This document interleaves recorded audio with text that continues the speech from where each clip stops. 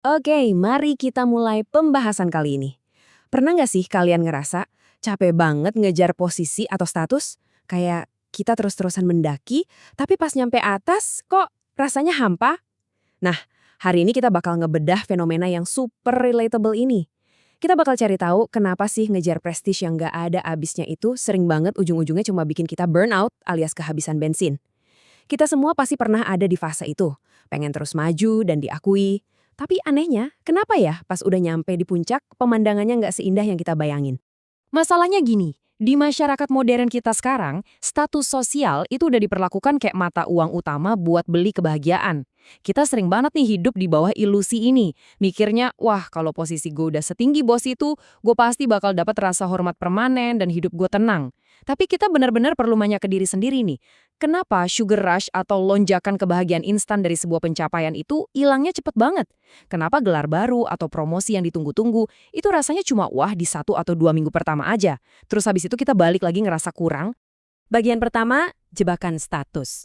Buat benar-benar paham kenapa ini bisa terjadi, kita harus ngebongkar dulu nih. Sebenarnya apa sih yang lagi kita kejar mati-matian waktu kita nyari prestise dan peringkat sosial itu? Coba deh resapi maknanya sebentar. Menarik banget kan? Status itu ternyata bukan sesuatu yang bisa kalian simpan rapet-rapet di dalam berangkas.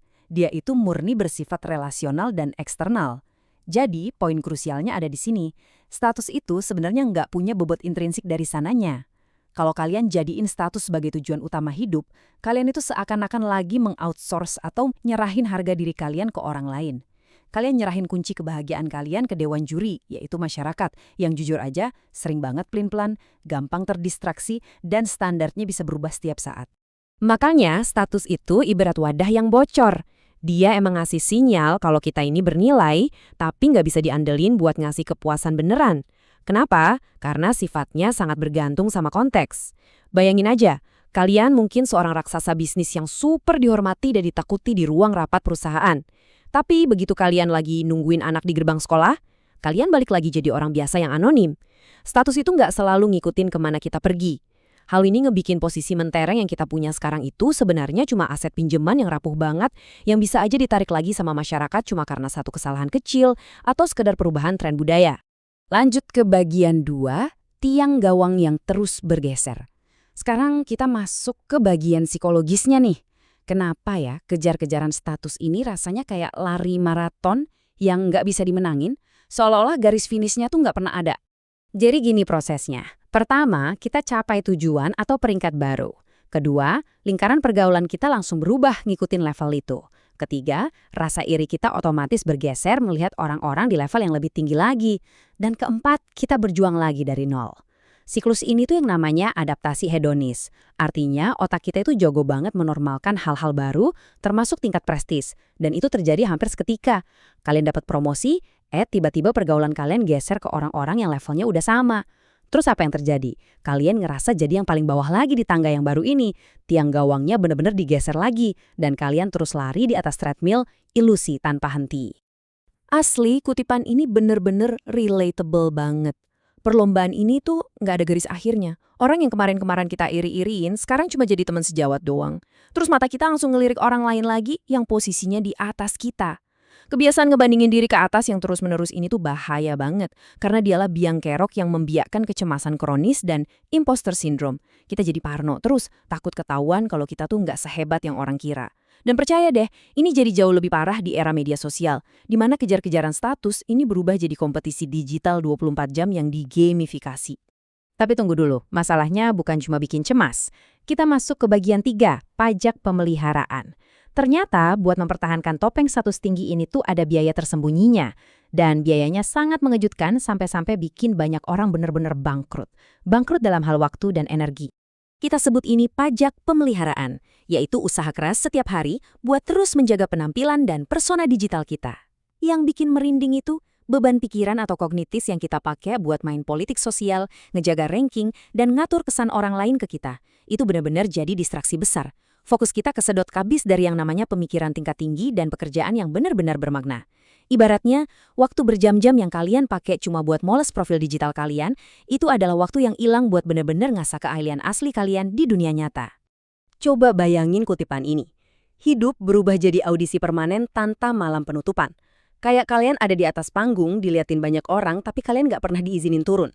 Setiap jam yang kalian habiskan sekadar buat ngasih sinyal ke orang-orang kalau kalian itu kompeten, adalah jam curian yang harusnya bisa dipakai buat bener-bener ngebangun kompetensi itu sendiri. Kehidupan yang serba performatif ini nuntut kita buat terus-terusan mikirin pakai baju apa, ngomong apa, nongkrong sama siapa. Capek banget nggak sih ngurusin itu semua? Oke, sekarang masuk ke bagian 4, ekspektasi lawan realita. Kita udah bongkar gimana mesin pencetak status ini bekerja. Nah, sekarang yuk kita bandingin janji-janji manis masyarakat soal status dengan realita asli dari pengalaman kita sebagai manusia. Kontrasnya benar-benar bikin kita sadar akan sebuah ironi yang sedih banget.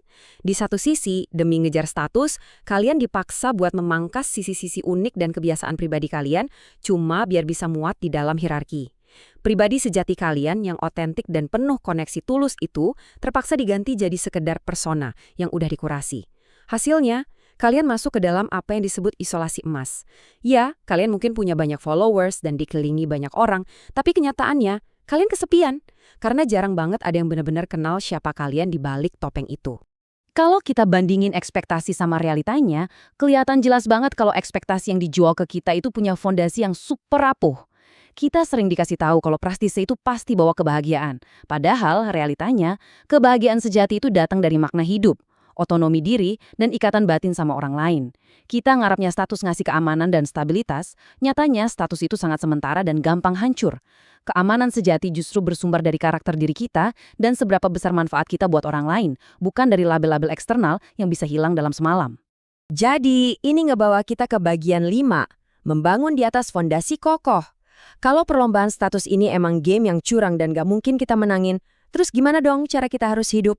Kuncinya, kita harus mulai ngalihin fokus kita jauh-jauh dari hierarki sosial dan mulai ngebangun fondasi kehidupan yang gak bisa dihancurin sama siapapun.